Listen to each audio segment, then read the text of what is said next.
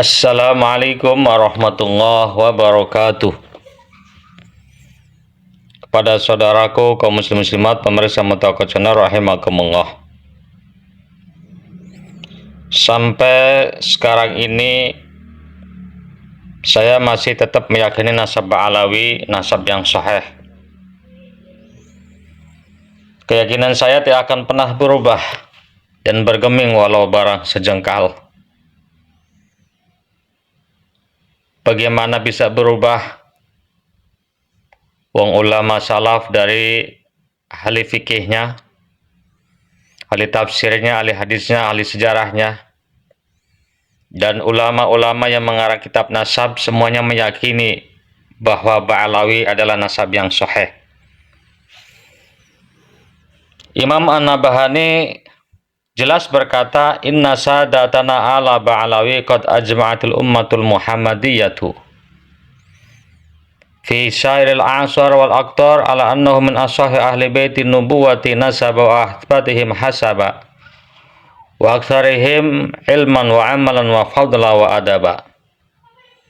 Sesungguhnya sadah kami ala Ba'alawi benar-benar telah sepakat umat Muhammadiyah bahwasanya mereka itu yang paling sahih ya ahli baitun nubuwah dari sisi nasabnya, yang paling kokoh hasabnya, yang paling banyak ilmu, amal, keutamaan dan adabnya.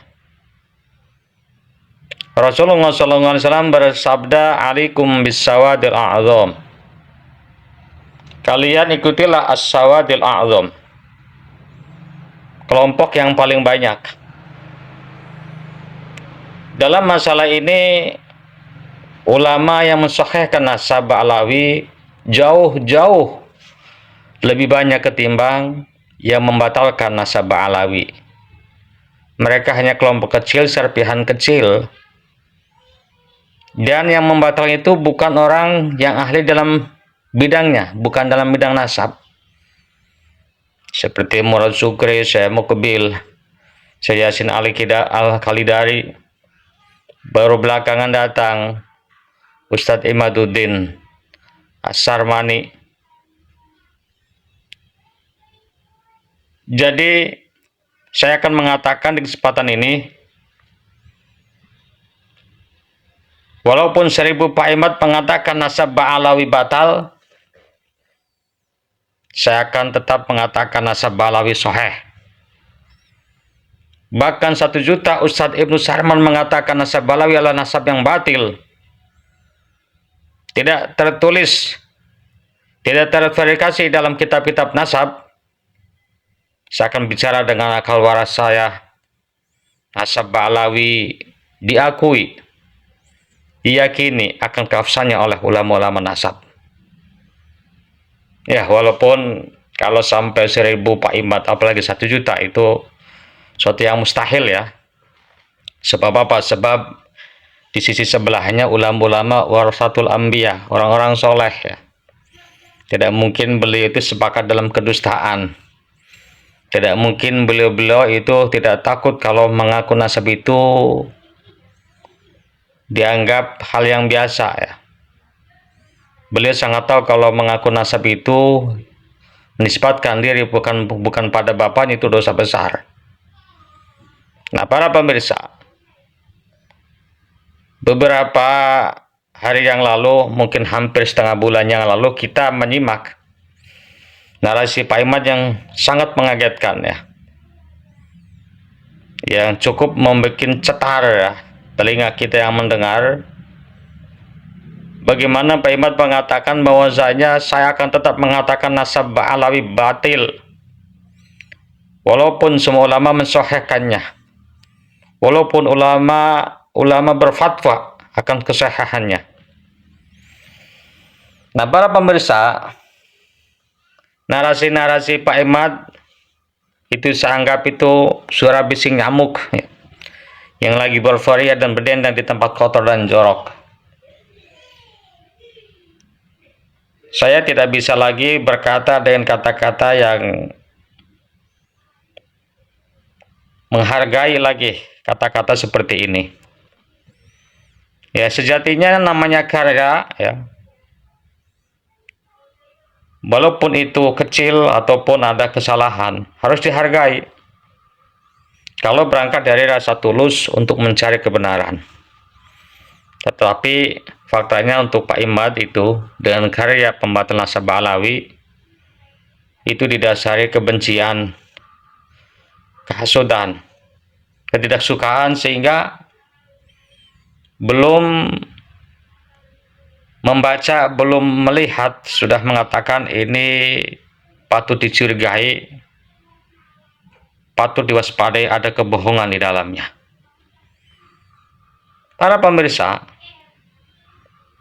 sebagian orang memahami narasi Pak Imad ini narasi kesombongan, kepongahan, keangkuhan, narasi culas, dan tidak introspeksi diri, karena menolak semua yang berbeda. Ada benarnya bahasa itu. Emang begitu.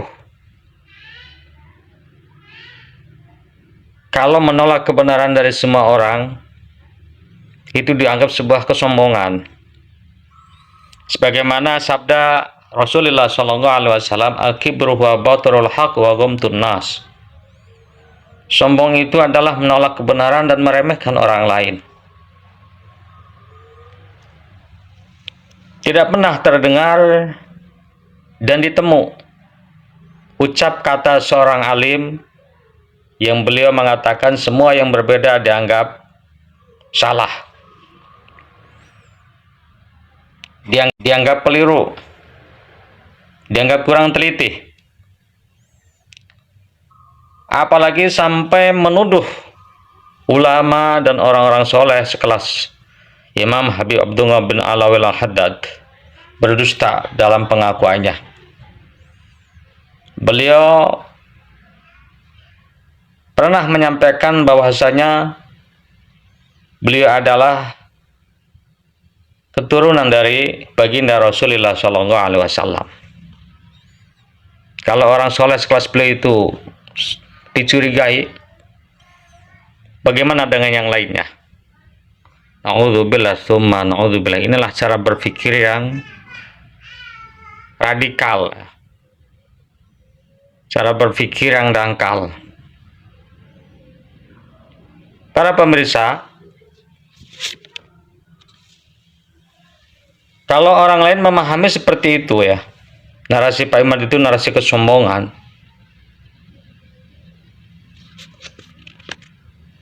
kedengkian, kepongahan, narasi yang culas, tidak introspeksi diri. Kalau saya memahami narasi Pak Imad itu narasi kepanikan. Pak Imad sudah menyadari framing yang menjadi senjata andalannya sekarang tidak bisa berbuat banyak. Sudah mulai kelihatan tumpul dan sebentar lagi akan mandul. Celah untuk menyampaikan narasi-narasi yang dikesankan santun, yang bisa membuat umat awam terpedaya dan terpesona, kini celahnya mulai tersumbat. Karya yang dibingkai dengan kata-kata ilmiah, yang sebenarnya hanyalah sekelas cerpen, kini tidak lagi dilirik lagi oleh orang-orang waras, karena banyak kekeliruan yang tidak pantas disebut karya ilmiah, atau dengan bahasa lainnya adalah tesis. Para pemirsa, dengan Pak Imad itu menutup diri, maka kekurangan tertutupi. Yang kasihnya para pemujanya mulai kehilangan akal waras ya. Katanya mereka cinta NKRI, tapi kenapa suka provokasi, rasis dalam bernarasi. Coba saudara boleh simak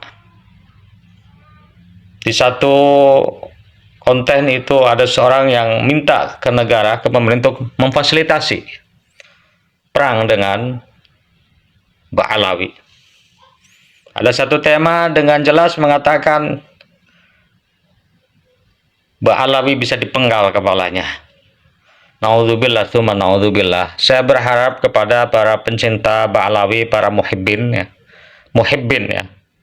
Bukan mukibin. Kalau mukibin biarkan untuk mereka mukibin Pak Imaduddin umpamanya. Kalau kita istiqomah memakai lafaz muhibbin.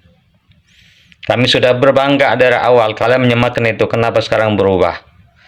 Ya, janganlah pencela-pencela. Kalau dalam narasi, dalam berkomunikasi bolehlah kalian pencela-pencela, pindah-pindah gawang atau pindah lapangan. Tetapi hanya kalimat, satu kalimat. Jangan begitu pula pencela-pencela diganti-ganti. Ya, kepada para muhibbin, Al-Fakir menghimbau ya. Jangan terpancing dengan narasi-narasi provokasi mereka. Biarkanlah publik yang akan menilai. Biarkan akal sehat yang akan nanti membaca. Pantaskah mereka itu disebut cinta NKRI yang selama ini digaung-gaungkan? Yang selama ini mereka suarakan.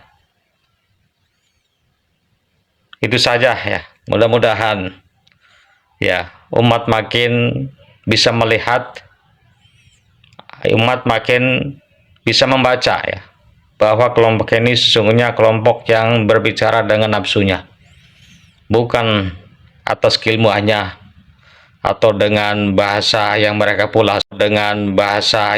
pulas untuk mencari kebenaran, yang sesungguhnya itu jauh daripada kebenaran. Bagaimana mencari kebenaran, ngomongin nasab, ngomongin perilaku oknum-oknum yang disuarakan, disumbangkan ya, digaungkan, sementara faktanya juga jauh daripada kenyataan. Itu saja. Sekian. Wassalamualaikum warahmatullahi wabarakatuh.